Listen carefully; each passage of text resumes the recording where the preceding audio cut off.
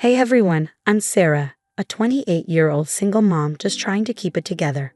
I live in a tiny apartment with my adorable 2-year-old daughter, Lily. She's the light of my life, but being a single parent, it's no joke. I'm working my tail off as a waitress, barely scraping by. But I'd do anything for that little munchkin. Then there's my big sister, Jessica. She's got it all figured out, fancy lawyer job, big house, and a husband named Mark who seems like he stepped straight out of a romantic comedy. I'm not gonna lie, sometimes I look at her life and feel like a total mess in comparison. Sarah, honey, how are you holding up? Jessica asks as she swings by my place one afternoon.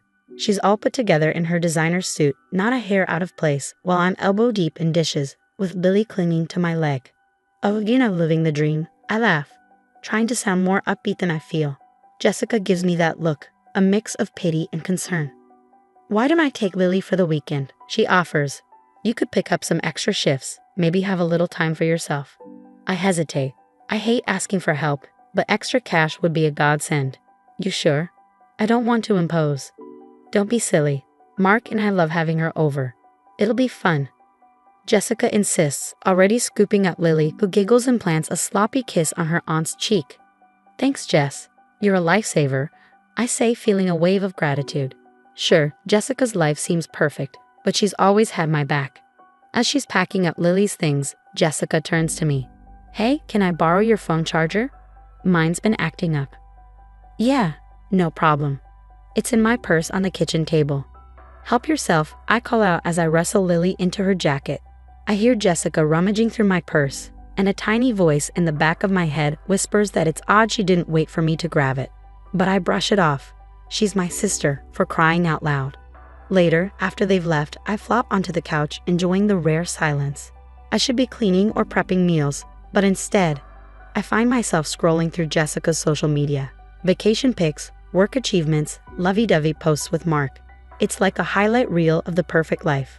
I sigh, trying to squash the jealousy bubbling up. Get it together, Sarah, I mutter to myself. Jessica's worked hard for what she has, and she's always there for me and Lily. As I'm lost in thought, my phone pings. It's a text from Jessica. * Lily's having a blast. Don't work too hard this weekend, sis. Love you both. * I smile, feeling a mix of emotions. Grateful for the help. Missing my baby girl, and yeah, still a little envious. But mostly, I'm just glad to have Jessica in my corner. A week flies by, and I finally get around to cleaning up the disaster zone that is my apartment. Lily's toys are everywhere, and the laundry pile could probably dress a small army. As I shove things into closets, don't judge, I spot Jessica's designer purse on the coffee table. How did I miss that? Better return this before she freaks out, I mutter, grabbing the purse. It's probably worth more than my entire wardrobe. But as I pick it up, it slips from my hands, spilling its contents all over the floor. Oh, come on, I groan, bending down to gather everything up. That's when I see it, a stack of official-looking papers. Curiosity gets the better of me, and I take a peek. My heart stops. These are adoption papers, with Lily's name on them. What the? My hands start shaking as I read through the documents. Jessica and Mark's names are listed as the adoptive parents. This can't be real. It's got to be some kind of mistake, right? What the heck is going on?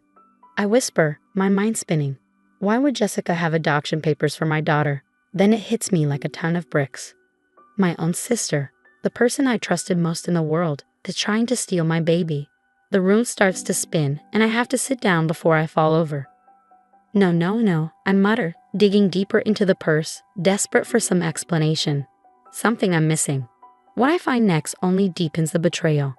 There's a birth certificate, a fake one, with Jessica listed as Lily's mother, forged medical records, and even a plane ticket to another state.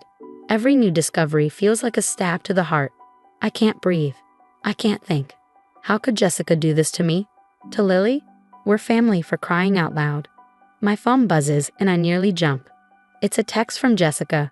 Hey sis, forgot my purse at your place. Can you bring it back later? I stare at the message, my stomach twisting. What do I even say? Sure, no problem. By the way, I found your secret plan to kidnap my daughter. Another text comes through. Also, Mark and I were thinking of taking Lily for another weekend soon. Give you a break, Rage boils inside me. A break? More like giving them a chance to disappear with my child. I sink to the floor, surrounded by the evidence of Jessica's betrayal, and let out a sob. What am I going to do? How can I protect Lily? Who can I even trust anymore? One thing's for sure. I'm not letting anyone take my daughter. Not Jessica, not anyone. I may be a struggling single mom, but Lily is my whole world, and I'll do whatever it takes to keep her safe. I take a deep breath, trying to pull myself together. I need a plan. I need help. But most of all, I need to keep Lily close and act normal until I figure out my next move. With shaking hands, I gather all the documents and shove them back into Jessica's purse. I'll have to pretend I never saw them, at least for now, but things will never be the same. Later, I'm sitting on Maya's couch, spilling my guts about everything I found in Jessica's purse. Maya's been my ride or die since high school, and right now, she's the only person I trust. Girl, this is some messed up stuff, Maya says, shaking her head. We gotta dig deeper. Something ain't right here. We start piecing things together, and the puzzle we uncover is ugly. Maya pulls out her laptop, scrolling through Jessica's social media. Hold up, Maya says, pointing at the screen. Didn't you say Jessica couldn't have kids? I lean in, my jaw dropping. There's Jessica, sporting what looks like a baby bump in her recent posts. What the? I mutter. She told everyone she was pregnant. We keep scrolling, finding post after post about doctor's appointments and nursery preparations. It's all fake, but Jessica sold it perfectly.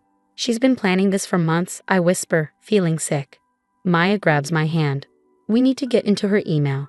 You still know her password. I nod, feeling guilty but knowing it's necessary.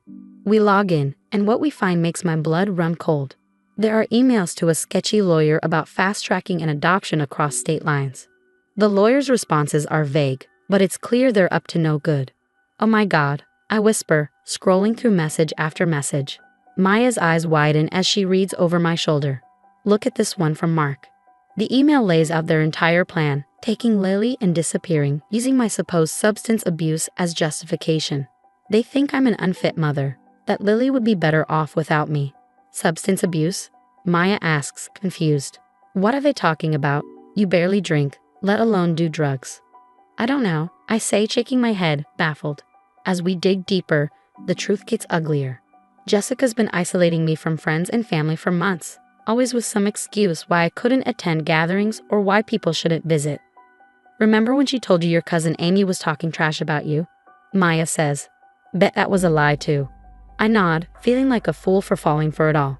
Even the financial help she's been giving you was part of her plan, making me dependent on her. But the worst is yet to come. We find a series of messages between Jessica and some guy about acquiring small doses of drugs. At first, I'm confused, then it hits me. Oh my God. I gasp, my stomach churning. She's been drugging me. That's why I've been feeling so off lately. She's been slipping stuff into my food. Maya looks horrified. She's setting you up to look like an addict. That's how she's planning to take Lily. The room spins as the full scope of Jessica's betrayal sinks in. My own sister has been poisoning me, isolating me, all to steal my daughter. What am I going to do? I ask, feeling more alone and scared than ever. They have money, connections. I'm just a waitress. How can I fight this?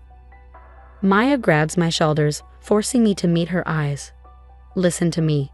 You're not alone. We've got evidence now. We're going to fight this, and we're going to win. I take a deep breath, trying to steady myself. Maya's right. I can't fall apart now. Lily needs me to be strong. Okay, I say, wiping away the tears I didn't even realize I'd shed. What's our next move? Maya grins, a determined glint in her eye. Now we set a trap. We're going to catch these snakes red-handed. As we start planning, I feel a glimmer of hope. Jessica might think she's got it all figured out, but she doesn't know who she's messing with. I'm a mom, and I'll do whatever it takes to protect my baby. Watch out, sis, you picked the wrong mama bear to mess with. Later, I'm pacing my apartment, torn between wanting to confront Jessica right now and knowing I need to play it smart. Maya's been a godsend, helping me gather evidence and even hooking me up with her cousin, who's a lawyer. We need to catch her red-handed. Maya insists as she sets up hidden cameras around my place. Your word against hers won't be enough. I nod, feeling sick the day Jessica calls, offering to babysit again. I force myself to sound normal. That'd be great, thanks, sis. When she arrives, I kiss Lily goodbye, praying it'll be the last time I have to leave her with that snake. Hours later, Maya and I huddle over her laptop watching the footage. My blood boils as we see Jessica rifling through my things, making a call in hushed tones. It's all set for next week, she says into the phone. Sarah doesn't suspect a thing. I clench my fists, fighting the urge to confront her immediately, but I know we need more. The next day, I invite Jessica over for coffee, my phone secretly recording in my pocket. We chat casually until I drop the bomb. Hey Jess, you know that bag of old clothes in my closet?